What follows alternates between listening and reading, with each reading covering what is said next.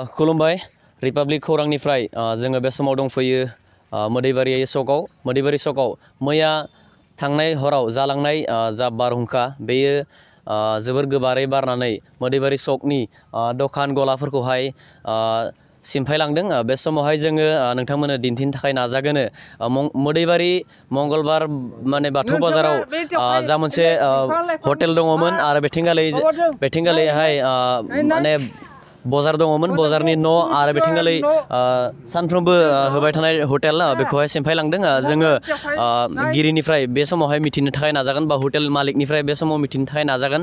बिनि सिगांग्रो जोङो बजार कमिटिनि दैदेनगिरि बिथांमोनजों जोङो सावरायग्रोनो थाखाय नाजागोन। बे समावहाय बिनि न'आ गोग्लैदो आरो बे दंफाङा बिनि माबायाव एखेबारे पुरा गोग्लैना दङ। थाइजौ फांसे गोग्लैदों, फाख्रि गोग्लैदों, आहात गोग्लैदों। दा जोंहा नामायानो एकदम सम्पुर्ण बलक। दा जोंहा बेदि दाननाय माबानाय दा जोंहाबो बजार कमिटिनि मानसिया थुबुरियानो जायाखै। जोङो दा दिनै हाग'नाय नङा मा नोंथांमोना नायफैबा खोब मोजां मोनगौमोन ना जोंबो। दा मा बेबस्था लागोन जेनेबा? दा जों बेबस्था दा लानो जोङो कमिटिजों रायज्लायाखैनो जोंनि बाजार खलानि सभापतिजों आरो बिथां सेक्रेटारिजों दा जोङो रायज्लायनो बुंनासो भाबिदों नोंथांमोना मा बेबस्था होयो जोंखौ। मा लस जाखो जेनेबा बिदि बारहुंखा सेफायलांनायावहाय?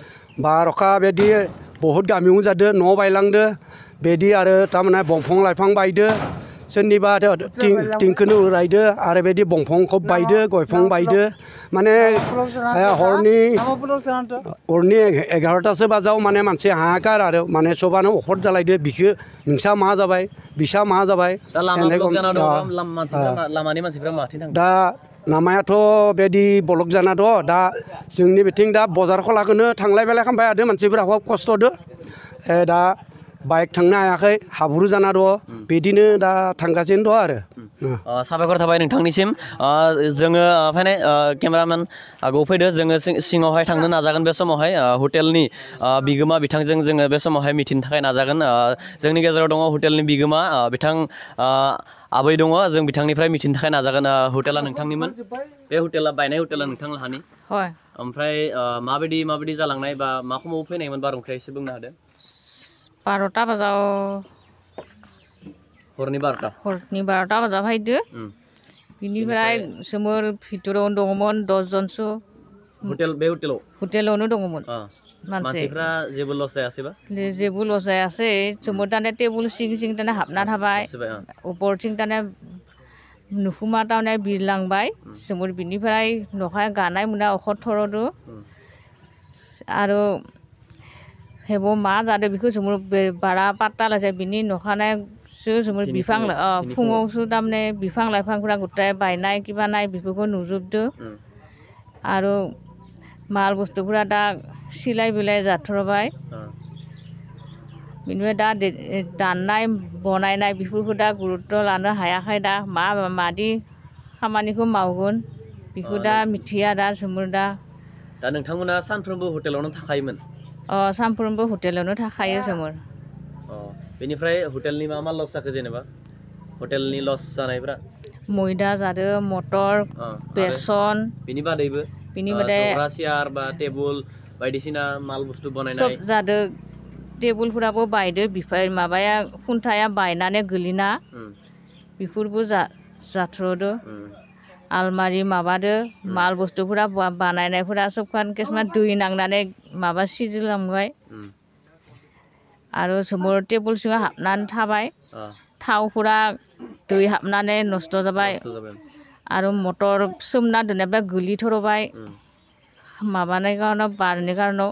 मानसिखिनिया खुनुरुखुम बासिनो हादों आरो ना? मानसिखिनिया बासिनो हाबाय। बिथां आबैयाहै जोंनो रोखा रोखा फोरमायबाय। बे समावहाय जों सिङावहाय हाबलांनो नाजागोन। बे समाव सिङाव जों माल बुस्थु जा लस जादों बेफोरखौ जों दिन्थिनो थाखाय नाजागोन। केमेरामेन बिथाङाहै माल बुस्थु बायनाय बा लस जानाय बेफोरखौहाय देखायनो थाखाय आं खावलायगोन बिथांखौहाय। बेथिंगालिबो डेस्क मोदैबारियाव मैया हरावहाय जा मोनसे गोबारै बारलांनाय बारहुंखा बेनि फिनजाथाय महरै दिनै बेबायदि हालोद जों नुनो मोनदों। बे समावहाय गंसे हटेलनि गोबां माल माथा लस जादों, नोंथांमोना नुनो मोनगासिनो दङ। नै रिपाब्लिक खौरांनि गेजेरजों नोंथांमोना नुनो मोनगासिनो दङ रिपाब्लिक खौराङा नोंथांमोननो बे समावहाय दिन्थिगासिनो दङ नोंथां फारि फारियै नोंथांमोननो देखायगासिनो दङ हटेलनि गोबां माल माथा लस जानायखौहाय जोङो देखायगासिनो दङ हटेल बिगोमायाबो जोबोद दुखुजों जोंनो जालांनाय जाथायनि सायाव फोरमायबाय बे समावहाय नोंथांमोना नुनो मोनगासिनो दङ जोङो बायजोआव जालांनाय जाथायनि सायाव आरो नोंथांमोननो दिन्थिबावनो नाजागोन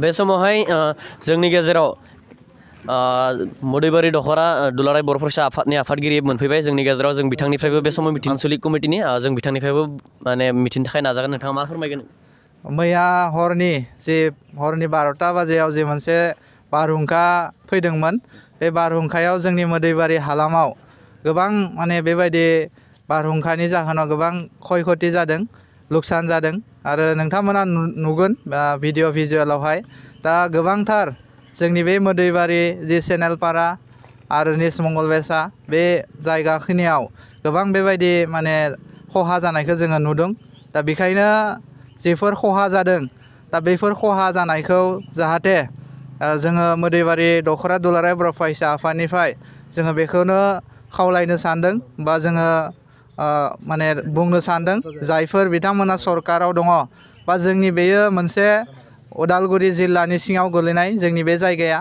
बे मदैबारि ओनसोला आरो बेनिनो बे जोंनि जि बिटिसि ओनसोल आरो बे बिटिसि ओनसोलनिनो बे 35 नं मदैबारि बिटिसि समस्तिनिनो मोनसे जायगा आरो बे मदैबारि बे जायगायाव जोंहा दायो सासे जोंनि जि माने बिजेपिनि सासे EM दङ बिथां दिगन्त बरुवा आरो लोगोसेनो जोंनि बेयो मंगलदै कनस्टिटुयेन्सिनि आन्दाराव गोलैयो दायो MLA हिसाबै बसन्त दास दङ आरो MP हिसाबैबो दा बेवहाय जोंनि मंगलदै समस्ति गोलैयो दा बेवहायबो जोंनि बिजेपिनि सासे MP दङ दिलीप शइकिया दा बिथांमोनखौ जोङो खावलायनो नागिरदों जाहाथे जायफोर बिथांमोना खहा जाजादों जायफोर दुखान जायफोर न' बायदों बा जायफोरा न'खरा गावनि गंसेल' न' थानाय दङमोन बा मोनसेल' न' दङमोन दा बैफोरबो बायदों दा बेखायनो जोङो सरकारखौ खावलायदों जाहाथे थाबैनो जायफोर न'खरफोरा खहा जादों बा जायफोर दुखान पहरफोरा खहा जादों दा बिथांमोननो थाबैनो सरकारनिफ्राय